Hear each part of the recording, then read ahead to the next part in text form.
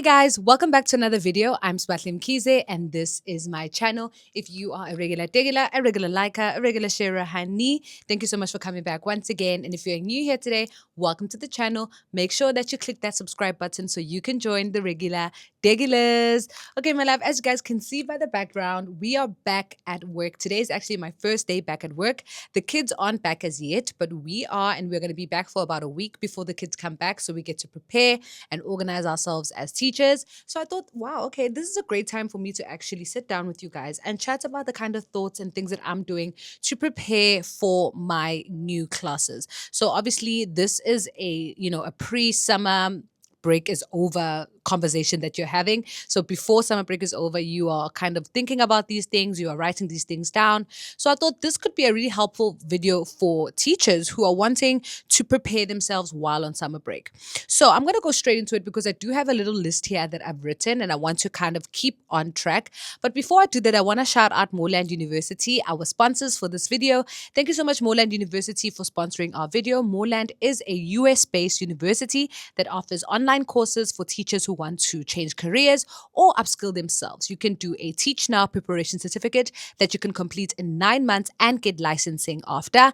And you can get licensing in different states in America, or you can opt to do the master's degree that takes 12 months and you can do your master's and complete it all online. So if you are looking to enroll somewhere or upscale yourself as a teacher or change careers and you want to be able to work in international schools all over the world, this is the course for you. So definitely check them out, enroll, message them, email them, and they can actually set up a meeting with you with their enrollment staff. And you can definitely ask any other questions that you have in regards to enrolling with Moreland.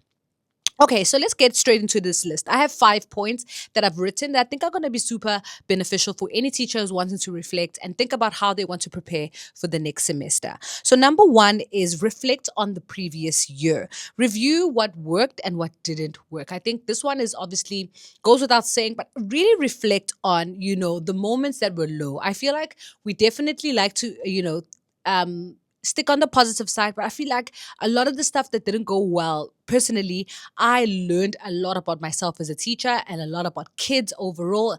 And I'm really now aware of those kind of things or kind of challenges that will come. So when you reflect on them, you kind of know what to anticipate. You can have some anticipated problems written down and you've kind of navigated it so you can actually note down how you can deal with it when it comes up again. Look over students' feedback as well and parents' feedback. If you had the opportunity to have teachers and parents watch your classes, definitely read their feedback. Go to them if you want to chat to them and ask them what kind of reflections they have on your lesson that they observed.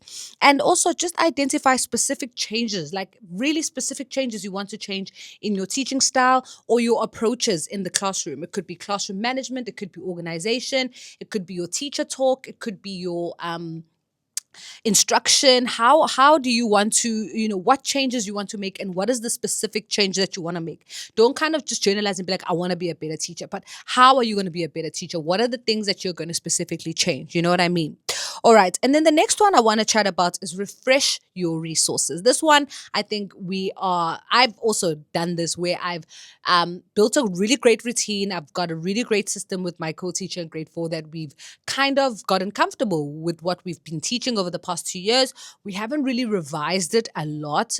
We've found that this is the blueprint that works, and in terms of the text types, the worksheets, the approaches, and I think it's time for us to revisit it and kind of tweak some areas and see how we can make it either fun for the kids or also fun for us, right? Because we are the ones who are teaching. So we are teaching the same thing for 3 years over and over. It gets boring. So how can we make it more exciting for the kids so that they are excited and we are excited as well?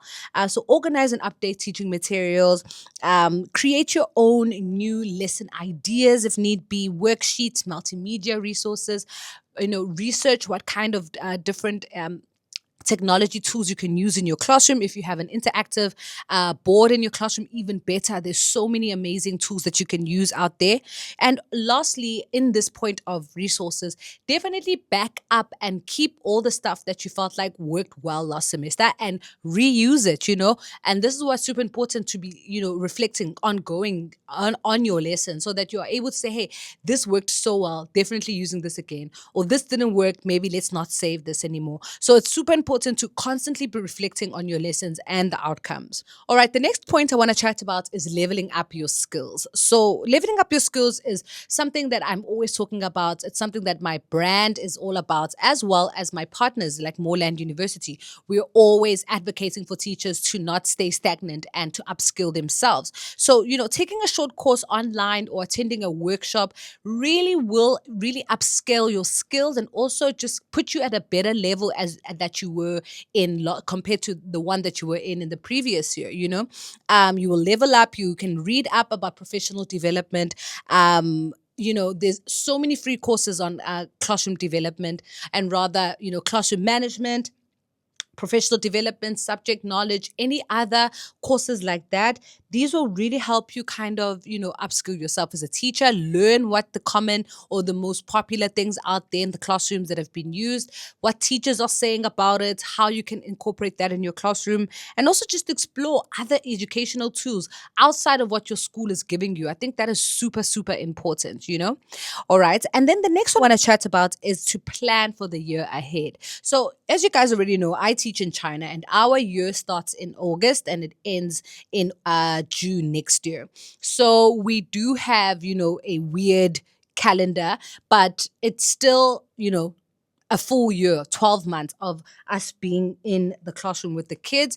So, it's super important to draft your plans for the year, draft what you want to do in the first few weeks of school, prepare your assessment schedule, prepare your rubrics, think about your themes, your projects, events that you might want to run this year in your school. Think about any, if your school runs professional development conducted by teachers like my school, think about what you would want to teach your colleagues. What is something that you learned that you can teach them?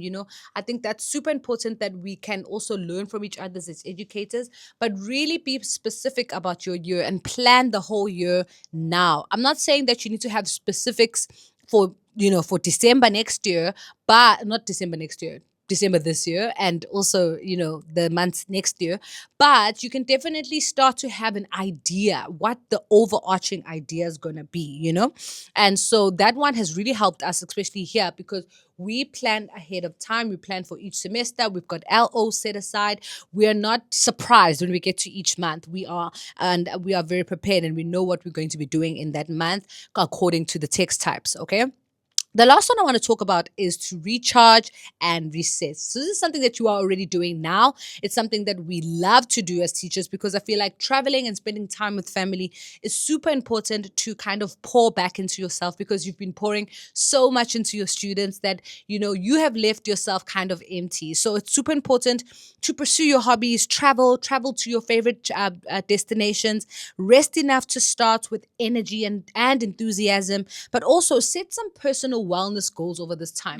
That might look different for you. Like for me, I'm going to be doing High Rocks this year. I'm doing it actually this weekend. So my summer break looked a little different. I was very much in the gym every day.